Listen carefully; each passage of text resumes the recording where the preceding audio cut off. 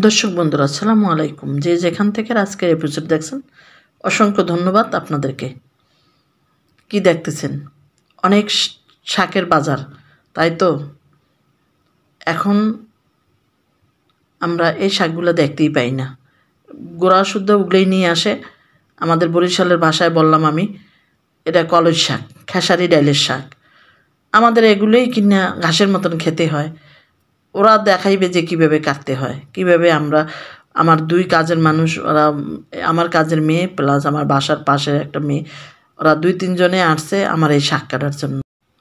কে কে চেনেন ভাত্তা শাক, সেটাও কিন্তু আজকে রেসিপিতে দেখতে পাবেন।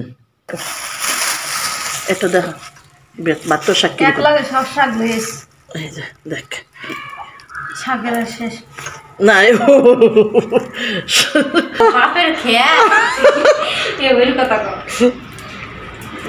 আমগদাসে তো মানে ক্ষেতের ভিতরে যখন যায় তখন তো লড়াই। তো গোদাসে কি কয় কদহি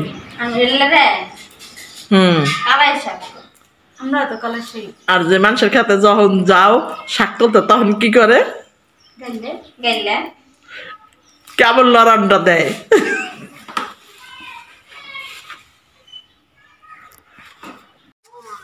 এখন দেখেন খেসারি ডাইলের শাক কীভাবে কাটা হয় সেটা দেখেন।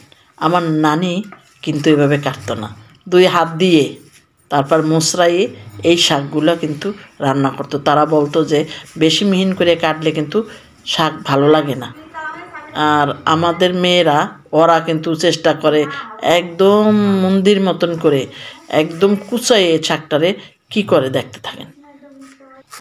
দেখেন খেসারি ডালের শাক কাটতে না কাটতে এদিকে লাউ পাতা নিয়ে আসছে আমার সাহেব ছাদ থেকে। এখন আমি বলতাছি এই লাউ পাতা দিয়ে এখন আমি কি করব। এটা কালকে পারলে কি হইতো। উনি পেরে দিয়ে আবার ছাদে চলে গেছে। এই লাউ পাতা দিয়ে অসাধারণ একটা মাথা নষ্ট করার একটা রেসিপি করব আজকে। আপনারা কিন্তু চোখ রাখবেন ইউটিউবে, পারুল আলমের ফেসবুকে। যদি আপনাদের ভালো লাগে আমার রেসিপি, অবশ্যই আপনারা 2টা চ্যানেলকে সাবস্ক্রাইব ফলো করে পাশে রাখবেন। এখন দেখেন ভাত্তা শাক কীভাবে কাটে দেখেন। 2 মোড়া ভাত্তা শাক নিয়ে আসছি, সেটা ওরা এভাবে যতটা নরম থাকবে অতটা পর্যন্ত কিন্তু এটা এভাবে রাখবে। অসাধারণ ছিল এই রেসিপিগুলা দেখেন। এখন রান্নায় চলে যাব। ঘানা মরিচ দিয়ে শাক রান্না, প্রথম রেসিপি। সরিষার তেল দিয়ে আমি এই শাকটা রান্না করব। আমার মা যেভাবে রান্না করতো সেভাবেই আমি করব। কে কীরকম করেন সেভাবে বলে দেবেন এই রেসিপিতে কমেন্টসে। আমার মা এভাবে একবারে বাগার দিয়ে কিন্তু শাকটা চড়াই দিত দেখেন। আমি এর ভিতরে মার রেসিপিতে আমি কিছু অ্যাড করতে চাই, সেটাও আপনারা এই রেসিপিতে দেখতে পাবেন।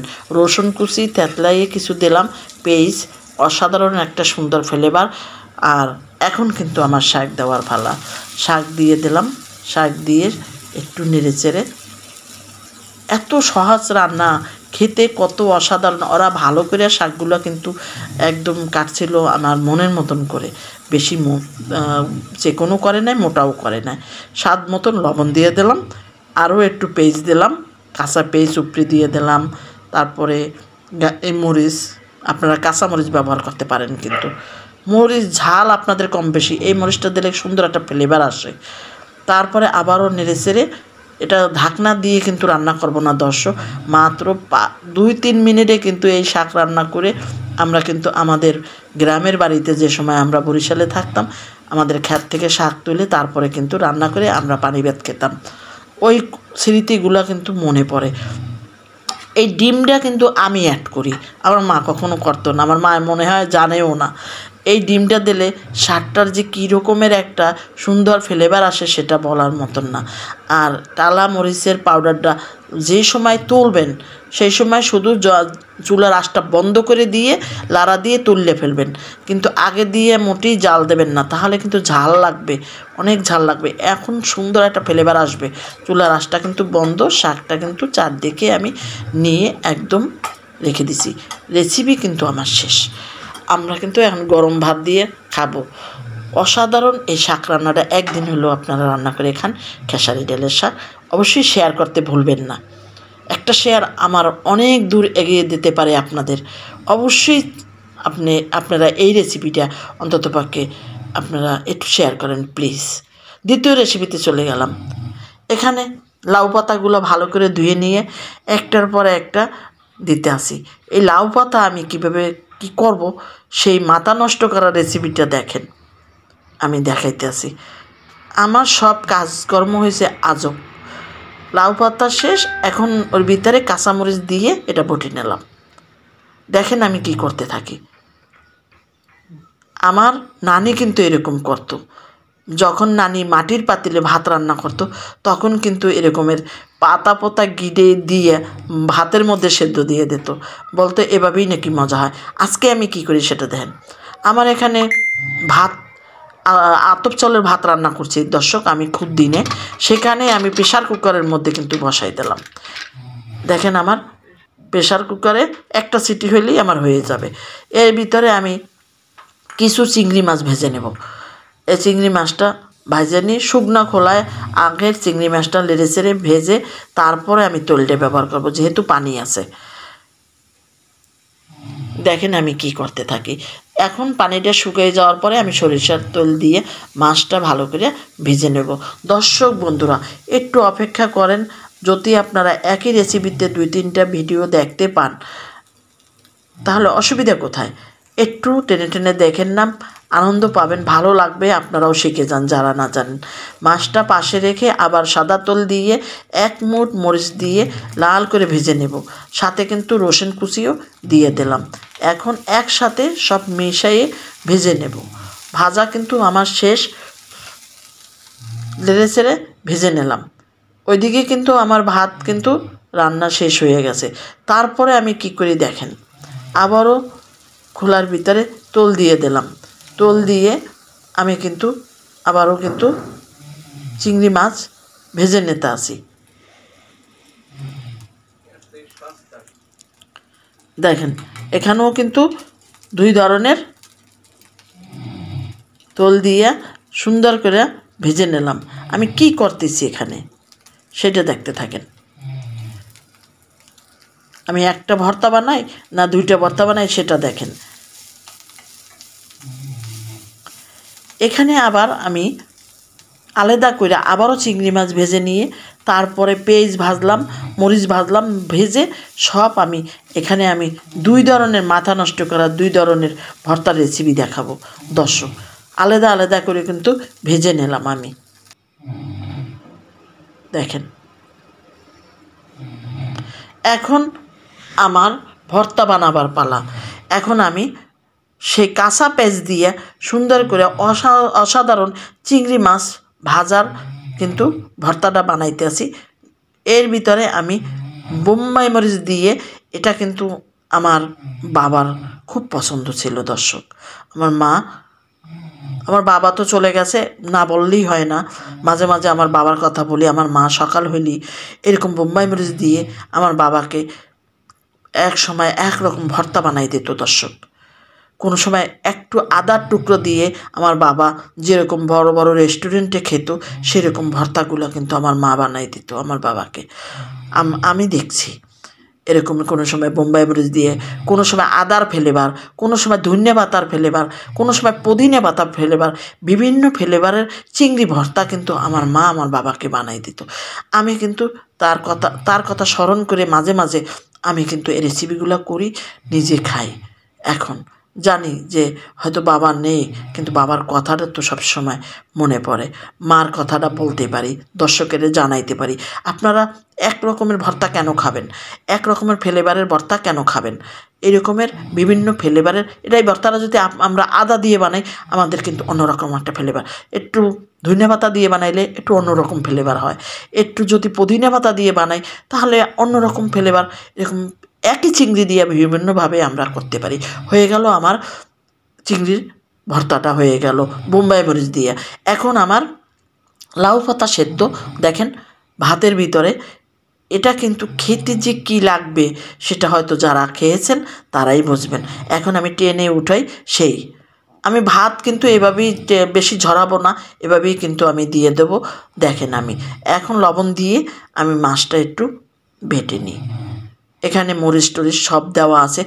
যেভাবে যেখানে যতটুকু দেওয়ার এতটুকু দিয়ে যদি আপনারা ভর্তাটা না করেন তাহলে কিন্তু সেই মজাটা কখনোই আসবে না।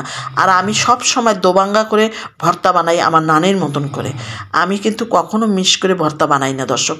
আমার হাতে, নিজের হাতে দেখেন আমি দেখাইতেছি। এই যে কাঁচামরিচ সিদ্ধ হয়ে গেছে, এখন আমি আস্তে আস্তে বেটে নেব। আমার সাহেব কিন্তু খুব প্রশংসা করছে এইবার এই ভর্তাকে। আমি মানুষ কষ্ট করে এগুলো খাওয়া এখন মেয়েরা করতে চায় না। দেখেন আপনারা একটু কষ্ট করলে মজাদার জিনিসগুলো ঘরে বসেই খেতে পারেন। এরপরে আমি একটা চমক দেখাবো। এইগুলা আপনারা কে কে করেন একটু চোখ রাখেন। ভর্তা বানাবার পরে আমি কি করতেছি দেখেন। আমি কিন্তু 2টা ফেসা দিয়েই ভর্তাটা কিন্তু শেষ করে দেব। যদি ভালো লাগে অবশ্যই আপনারা ভর্তাগুলোর রেসিপি আপনারা একটু শেয়ার করে আমাকে অনেক দূর আগাই দিতে পারেন প্লিজ বন্ধুরা। এই যে ভর্তা হয়ে গেল আমার 2টা রেসিপি, কিন্তু 2টা রেসিপির ভর্তা কিন্তু শেষ হয়ে গেল। আমি কিন্তু আলাদা ক্যামেরায় দিতে পারতাম। এখন আমার সেই ভর্তার পাড়ায় আমি কিন্তু ভাত খেতেছি। দেখেন কে কে ভর্তা পাড়ার ভিতরে ভাত খেতে পছন্দ করেন। আমি কিন্তু ভর্তা বানাইয়ে সেখানে ভাত খেয়ে আপনাদেরকে দেখাবো। দেখেন অতি মজা। কে কে পাড়া মশা ভাত খেতে পছন্দ করেন আমার মতন করে? কে কে বলেন? আমার মতন করে এরকম যে যে খেতে পছন্দ করেন অবশ্যই এই রেসিপিটা আপনারা শেয়ার করে চমকে দিতে পারেন সবাইকে যে পারুল আলম পাড়ার মধ্যে দিয়ে ভাত খায়। আমি 3য় রেসিপিতে, 4র্থ রেসিপিতে চলে যাব। দেখেন একটার পর একটা কিন্তু রেসিপি হয়ে যাচ্ছে। মজাদার এই ভর্তাগুলো দেখাই দিলাম। আর একবার গরম ভাত দিয়ে কিন্তু আমি শুকনো ভাত দিয়ে কিন্তু আমি ভর্তাগুলো রেসিপিগুলো পরিবেশন করছি, খেয়েছি। চমৎকার রেসিপি। এখন 4র্থ রেসিপিতে চলে যাব। ভাত শাক কুটে নিয়ে আসছে, এখন ধুয়ে নিয়ে এখন রান্নার পালা। আপনারা কে কীভাবে রান্না করেন আমাকে জানাবেন। আমি সরিষার তেলের ভিতরে রসুন দিয়ে দিচ্ছি, এখন পেঁয়াজ কুচি দিয়ে একদম অল্প সময়ে একটা রান্না দেখাই দেব। একটু ভিডিওটা লং হইলেও আপনারা দেখবেন অবশ্যই। কাঁচামরিচ দিয়ে দিলাম, আমার পছন্দ মতন ঝাল ব্যবহার করব। আমি এখানে আমি চিংড়ি মাছ দিয়ে রান্না করব। আমার সাহেব কিন্তু একটু ঝোল ঝোল, একটু চিংড়ি মাছ দিলে শাক খেতে উনি পছন্দ করে। আপনারা কিন্তু এই শাকটা কলই শাকের মতন বাগার দিয়েও খেতে পারেন, কিন্তু আমি চিংড়ি মাছ দিয়ে রান্না করব। একটু মরিচের পাউডার, একটু হলুদের পাউডার, একটু ধনিয়ার পাউডার দিয়ে ভালো করে স্বাদ মতন লবণ দিয়ে ভালো করে মাছটা কষাই নেব। রান্না কিন্তু একদম 2 মিনিটে শেষ করে দেবো, এত সহজ রান্না। দেখেন মাছটা যখন কষাইবেন তখন কিন্তু ইচ্ছা মতন কষাইবেন, আপনার মনের মতন করে। যখন সুন্দর একটা ফ্লেভার আসছে তখনই আমি শাকটা দিয়ে দিছি। দেখেন এখন লেড়ে চেড়ে সম্পূর্ণ শাকগুলো কিন্তু আমি রান্না করে নেব। সামান্য একটু পানি দিছি নিচে যেন না পড়ে যায়, বেশি পানি দেবেন না, যেহেতু আমরা ঝোল খাবো না তখন আমাদের পানির দরকার নেই।